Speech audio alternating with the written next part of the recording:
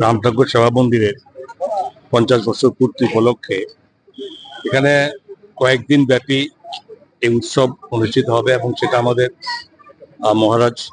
মহারাজজির উপস্থিতি এটা শুরু হয়েছে।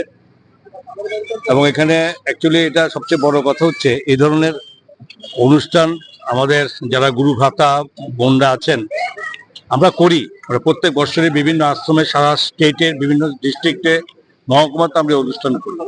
কিন্তু এই প্রথমবার যেখানে শ্রী শ্রী রাম ঠাকুরের এত সংখ্যক যারা ভক্তবৃন্দ যে সেন্ট্রালি আগরতলার এই 50 বছর এই বনমালীপুর আশ্রমের পূর্তি উপলক্ষে যেটা করছে সেটাই প্রথম।